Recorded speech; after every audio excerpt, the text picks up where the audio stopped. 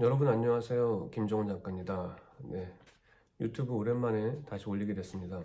오늘은 제가 이번 주에 나온 50에 시작하는 마음 공부 50에 시작하는 마음 공부인데, 여러분 표지를 보면 아시겠지만 표지에 쓴 띠지 카피를 한번 읽어볼게요. 마음이 깊고 넓은 사람은 보고 듣는 것에 따라 쉽게 휘둘리지 않는다. 하룻밤에 9번 강을 건너며 쓴 열하일기로 인생을 바꾼 연암 박지원. 세상의 역경을 이겨내는 마음의 힘을 바라다. 그래서 전 연암의 글에서 건져 올린 50 이후에도 성장하는 삶의 자세에 대해서 연암과 제가 서로 대화를 나누는 마음으로 이 책을 썼어요. 되게 최근에 이 책을 내고 이 편집자 담당 에디터한테 꽃다발을 받았는데, 거기에 작은 엽서가 써 있었어요. 엽서에 어떤 게 써 있었냐면, 우리의 인연이 벌써 5년이 되었다. 그걸 딱 보면서 이 책을 쓰기 시작한 지 5년이 되었다는 거예요. 5년 동안 쓴 책이란 거죠. 쓸 때는 제가 금방 쓴 것 같아요. 시간도 금방 지나는데, 진짜 책 한 권 쓰는 게 쓰면 쓸수록 쉽지가 않고, 왜냐하면 그 이유는 더 좋은 마음과 더 도움이 되려는 마음을 가지고 있기 때문에 절대로 쉽게 한 줄 한 줄 쓸 수가 없어서 그래요. 그래서 5년 동안 쓴 책, 50에 시작하는 마음 공부, 이거에 대해서 한번 제가 소개를 하면서 왜 이 책이 필요하고, 50에 왜 우리가 마음 공부를 해야 하고, 마음 공부는 뭘까? 이거에 대해서 한번 제가 말씀드려 볼게요. 이 책은 특이하게 이렇게 프롤로그 부분이 되게 영화처럼 펼쳐져요. 영화의 하이라이트처럼. 제가 의도한 부분인데, 한번 제가 낭독해 볼게요. 천천히. 여러분 한번 눈을 감고 한번 들어보세요. 어느덧 인생의 절반쯤 하나의 질문을 되뇌인다. 앞으로 무엇을 하며 어떻게 살아갈 것인가? 누군가는 지금 가능한 일을 하라 하고, 또 누군가는 이제라도 원하는 일을 하라고 한다. 전쟁터 같은 세상살이에도 이제껏 흔들리지 않고 잘 버텨왔다고 생각하지만, 더 이상 젊지 않은 내가 해낼 수 있을까? 미래를 생각하면 청년 시절과 마찬가지로 마음에 불안이 스민다. 마흔이 훌쩍 넘은 나이에 폭우로 불어난 강을 하룻밤에 9번이나 건넜다는 연암 박지원도 그러했을까? 요란한 강물소리가 길을 막고 캄캄한 어둠이 눈을 가리는 순간에 그가 찾은 구명줄은 바로 명심. 보고 듣는 것에 따라 휘둘리지 않는 마음이었다. 건널 수 있다. 여기는 강이 아니다. 드넓게 펼쳐진 아름다운 초원이다. 마음을 단단히 먹으니 세상에 장애물이란 없어졌다. 50 이후의 삶도 결국 마음에 달린 게 아닐까? 무엇이든 해낼 수 있다는 마음. 나를 위해 행복해지겠다는 마음. 이제는 나에게 하는 질문을 바꿔보자. 무엇이 내 삶을 후회하지 않게 할까? 우리의 인생 2막은 거기에서부터 시작된다. 네, 여기까지입니다. 이게 프롤로그 앞에 있는 제가 배치한 멋진 근사한 사진과 함께 한 5페이지에 걸쳐서 배치한 카피인데요. 이 부분에 이 책에 대한 모든 설명이 녹아 있는 것 같아요.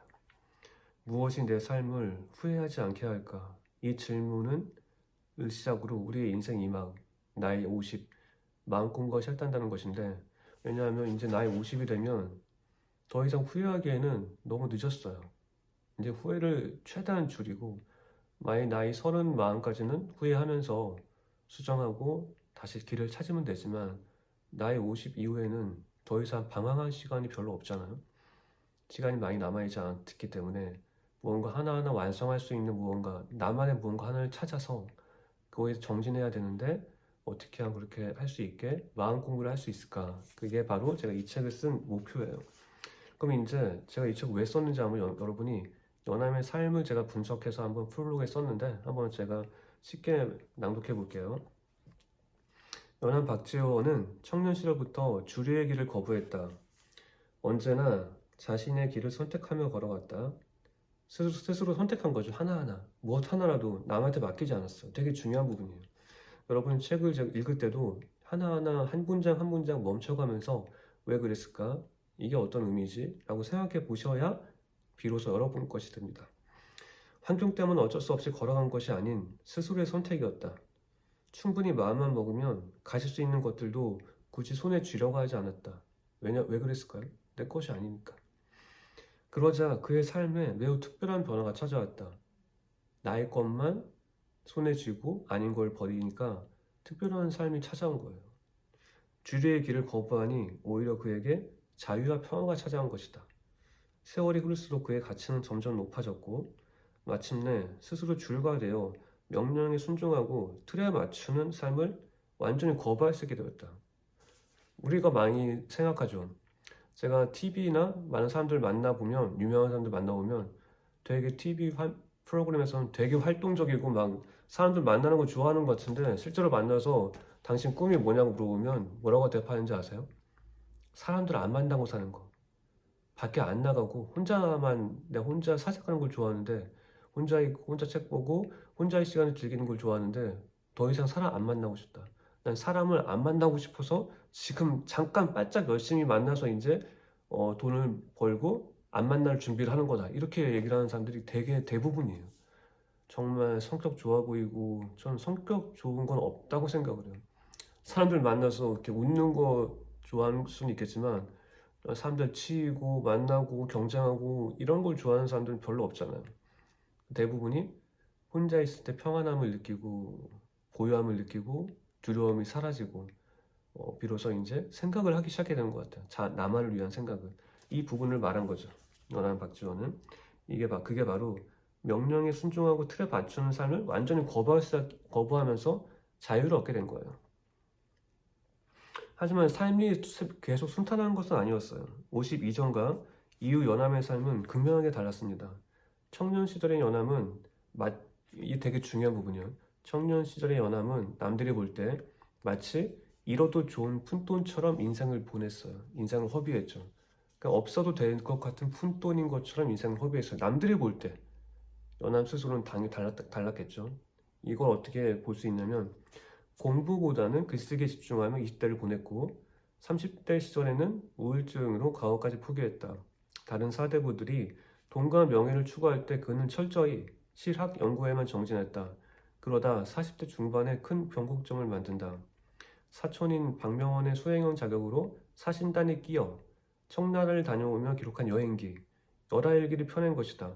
이후 연함은 50대에 이르러 조선 최고의 문장가로 인정받게 된다. 실로 자기 자신을 혁명한 것이다. 이게 되게 중요한 부분. 이 몇 줄의 글에 이 책의 내용이, 이 책의 시작이 있고, 이 책의 필요성이 있고 가치가 있어요. 왜냐하면 남들이 볼 때 마치 이뤄도 좋을 것처럼 자기 인생을 푼돈처럼 살았지만 연함 스스로는 정말 소중하게 살았던 거예요. 이 시선이 달란 거예요. 공부보다는 글쓰기에 집중했다. 공부는 남들이 볼 때 중요한 건데 연함이 볼 때 중요한 것은 글쓰기였어요. 20대에. 그 30대 시절 넘어서 이제 다른 사대부들이 돈과 명예를 추구할 때 이거는 돈과 명예는 다른 사대부들이 볼 때 중요한 거예요. 근데 연합은 그걸 추구하지 않았기 때문에 사대부들이 볼 때 푼돈처럼 인생을 낭비했다고 여긴 거예요. 근데 연합은 뭘 추구했냐면 철저히 실학 연구에만 정진한 거예요. 실학 연구가 연합에게는 자기 삶을 사는데 그리고 마음 공부를 하는데 도움이 된다고 생각했기 때문에 소중하다고 생각했기 때문에 바라보는 방향이 달랐던 거죠. 달랐기 때문에 어떻게 됐냐면 40대 중반에 연함이 자기 인생의 큰 변곡점을 만났고 50대에 이르러서 조선 최고의 문장가로 인정받게 되고 스스로 자기 자신을 혁명하게 된 거죠. 이 부분이 되게 매우 중요해요. 세상의 기준과 판단은 전혀 내 삶에 중요하지 않아. 50대 이후의 마음 공부를 위해서는 이거를 여러분이 아셔야 되고 이걸 어떻게 하면 기를 수 있을까? 연함의 삶을 보면 5가지가 필요해요. 어떤 거냐면 지성의 기반이 될 기초체력인 꾸준한 배움을 내면에 담아야 하고 실용적 삶의 기준이 되는 밝은 안목을 갖춰야 하며 이어 불가능의 경계를 허무는 말의 내공을 배워야 하고 혼란스러운 세상에서 분명하고 명쾌한 선택을 할 수 있게 돕는 지적 판단력을 갖춰야 한다.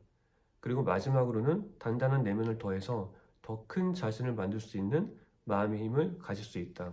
이런 5가지 지적 자본이 일상의 글쓰기와 맞물리면 자연스럽게 50 이후의 삶은 아름답게 빛날 것이다. 이게 바로 제가 연함의 삶에서 20대부터 50대를 흐르는 연함의 삶에서 발견한 그 마음 공부의 핵심이에요. 근데 여기 이거를 보시면서 그냥 읽으면 쭉 넘어가서 그냥 아무것도 깨닫지 못하게 돼. 그래서 어떤 걸 제가 배치했냐면 책 중간중간에 이렇게 연암의 글과 필사할 페이지, 연암의 글 하나 놓고 그 아래 연암의 글 필사하고 이 밑에는 제가 이걸 왜 필사해야 되고 연암의 글이 어떤 의미인지를 제가 다시 변주해서 해석해주는 이런 5집을 위한 연암의 한 문장, 이 필사 페이지를 이 곳곳에 넣었어요. 한 30개 정도 넣어가지고 여러분이 50에 시작한 마음 공부를 시작하면서 마음 공부하는데 조금 필사와 낭독, 사색 이 세 가지를 자연스럽게 해낼 수 있게 제가 이런 구도를 책의 한 부분을 배치를 했으니까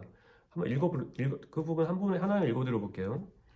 책에는 세상 사는 지혜가 녹아있으나 늘 책만 본다면 물고기가 물을 인식하지 못하듯 그 지혜가 가진 잠재력을 제대로 측정하기 힘들다. 연암의 말이에요.